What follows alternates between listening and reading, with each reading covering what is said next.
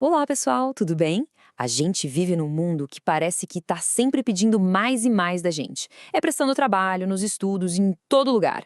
Mas e se a solução para tudo isso fosse simplesmente parar?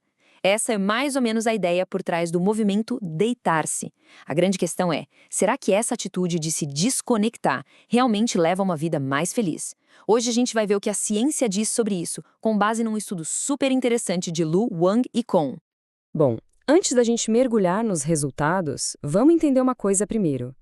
O que exatamente significa esse tal de deitar-se? De onde surgiu?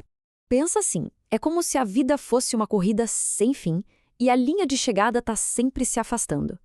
Tamping, que é o termo original, ou deitar-se, é a decisão de simplesmente sair da pista. É uma resposta bem radical a essa pressão de sempre ter que fazer mais, conquistar mais, ou seja, sem metas, sem esforço, sem ação. É quase um grito de cansei de uma geração que está exausta.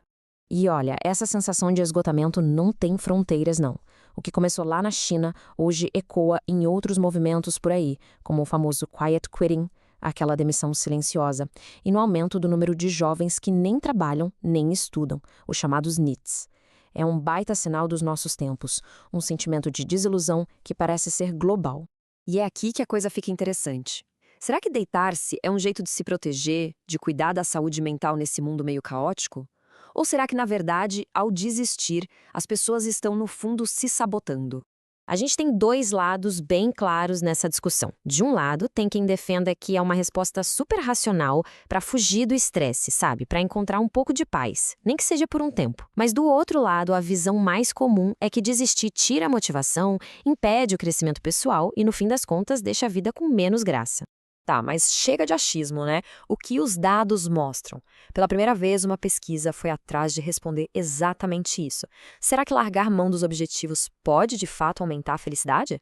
Beleza, então vamos mergulhar na pesquisa. A primeira parte do estudo foi tipo tirar uma foto, sabe? Um retrato de um momento específico para entender qual a relação entre essa atitude de deitar-se e o nível de felicidade das pessoas.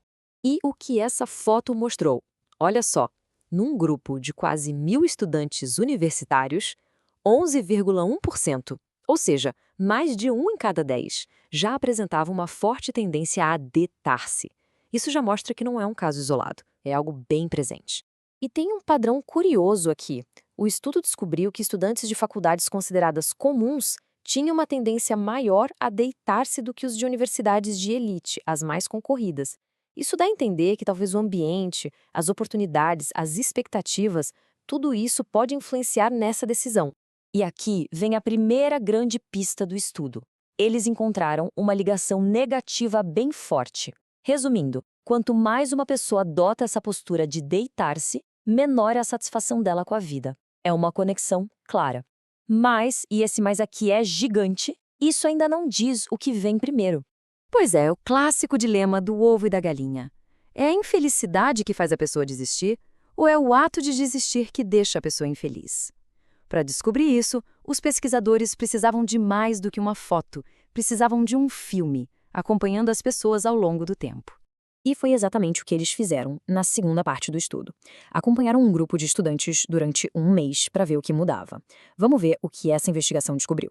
O plano foi bem simples, mas muito inteligente. No primeiro momento, mediram o nível de deitar-se e a satisfação com a vida dos estudantes. Aí, esperaram um mês e depois mediram tudo de novo, nas mesmas pessoas.